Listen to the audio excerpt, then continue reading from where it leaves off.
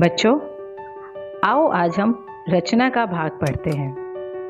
बच्चों, यह रचना का बहुत ही महत्वपूर्ण भाग है जिससे हम अपनी भाषा कौशल को निखारते हैं, जिससे हमारी जो भाषा कौशल है उसमें एक रोमांच पैदा होता है। इससे हम अपनी भाषा कौशल में बहुत ही रोमांच भर देते हैं जब हम इन वाक्यों का प्रयोग करते हैं। तो बच्चों, कुछ विशेष वाक्य होते हैं और कुछ साधारण। हम उन्हीं वाक्यों को आगे समझते हैं। तो आओ बच्चों, मेरे साथ इन वाक्यों को पढ़ो। आज मोहन फूला नहीं समा रहा। निमिष गुस्से से लाल पीला हो रहा है। आज मोहन बहुत खुश है। निमिष को बहुत गुस्सा आ रहा है। बच्चों, यहाँ पर जो वाक्य है, पहला आज मोहन फूला नहीं समा रहा और तीसरा वाक्य आज मोहन बहुत खुश है। दोनों वाक्यों का जो अर्थ है वो समान है, परंतु जब हमने वाक्यों को एक साधारण तरीके से और एक विशेष तरीके से प्रस्तुत किया तो दोनों में एक रोमांच पैदा हुआ है। उसे ही हम मुहावरा कहते हैं। जब हम अपनी बातों को विशेष प्रकार से प्रस्तुत करते हैं उसमें एक रोमांच उत्पन्न होता है। उन्हीं विशेष वाक्यों को मुहावरा कहते हैं। हम आगे और देखते हैं और समझते हैं। तो बच्चों, इस चित्र को ध्यान से देखो। यहाँ पर क्या हो रहा है? पुलिस को देखकर चोर 9-2-11 हो गया। अब आप इस दूसरे चित्र को देखो। शिक्षक गुस्से में लाल पीले हो रहे हैं। तीसरा वाक्य कान भरना। यहाँ पर एक औरत दूसरे औरत की कान भर रही है। अब हम इन सारे वाक्यों को अच्छे से समझते हैं। तो बच्चों, अपनी बात कहने के दो तरीके होते हैं।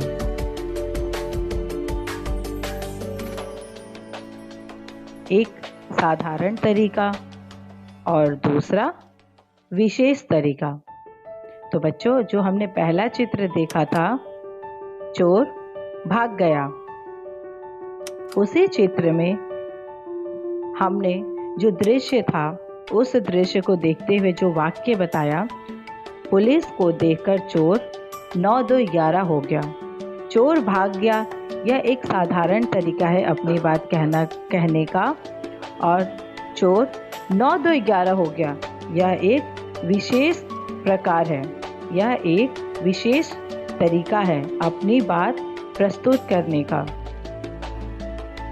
दूसरे चित्र में बहुत गुस्सा, और जब हम इसे एक विशेष प्रकार से कहेंगे, गुस्से में लाल पीला होना, तो हमने जो दूसरा चित्र देखा था उसमें शिक्षक गुस्से से लाल पीले हो रहे थे। चुगली करना। जब हम इसे एक विशेष प्रकार से कहेंगे तो कान भरना। जैसा कि हमने चित्र में देखा था, एक महिला दूसरे महिला के कान में कुछ कह रही थी, वो उसके कान भर रही थी। तो हमने यहाँ पर एक विशेष वाक्य का प्रयोग किया, कान भरना। बच्चों, अब देखते हैं मुहावरा। तो ध्यान से सुनो। जिस वाक्यांशों से सामान्य अर्थ को छोड़कर किसी विशेष अर्थ का पता चलता है उस वाक्यांश को मुहावरा कहते हैं। जैसे काले रंग से लिखे हुए अक्षर मुहावरा है और लाल रंग से लिखे हुए अक्षर उसके अर्थ हैं, और नीले रंग से जो अक्षर लिखे हैं वो हमने उन मुहावरों का वाक्य प्रयोग किया है। तो बच्चों, यहाँ पर जो काले रंग से लिखा है मुंह में पानी आना, यह मुहावरा है और हम इसका अर्थ जानते हैं। मुंह में पानी आना, इसका अर्थ होता है ललचा जाना या लालच आना।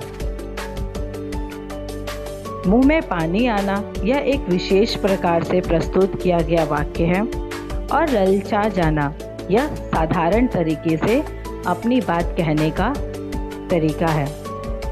अब हम इसका वाक्य प्रयोग करते हैं। रसीले आम देखकर चारू के मुंह में पानी आ गया। वाह। दूसरा वाक्य देखते हैं।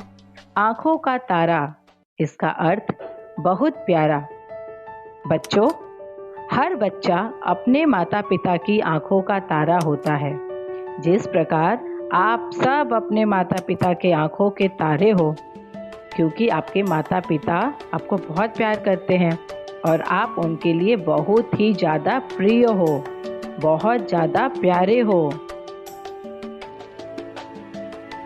कमर कसना, अर्थ तैयार होना।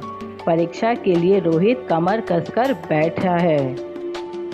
अगला वाक्य देखते हैं। आसमान सिर पर उठाना, बहुत शोर करना। कक्षा में अध्यापिका के ना होने पर बच्चों ने आसमान सिर पर उठा लिया। पीठ थपथपाना, शाबाशी देना। परीक्षा में प्रथम स्थान पाने पर माँ ने मनोज की पीठ थपथपाई। आँख लगना, आँख लगना का अर्थ सो जाना। पढ़ते पढ़ते कब मेरी आँख लग गई मुझे पता ही नहीं चला। जो और मुहावरे सीखते हैं। तारे गिनना, चिंता के कारण रात में नींद न आना। अपने पुत्र की चिंता में पिता रात भर तारे गिनते रहे। तकदीर खुलना या तकदीर चमकना, इसका अर्थ होता है भाग्य अनुकूल होना। सरकारी नौकरी लगने से श्याम की तो तकदीर खुल गई। 30 मार खान बनना, अपने को बहुत सूरवीर समझना। मुन्ना खुद को बहुत 30 मार खान समझता है, जब देखो लड़ाई की बात करता रहता है। अंग अंग फूले न समाना, अत्यधिक प्रसन्न होना। राम के अभिषेक की बात सुनकर कौशल्या का अंग अंग फूले नहीं समा रहा था। अक्ल का अंधा, मूर्ख।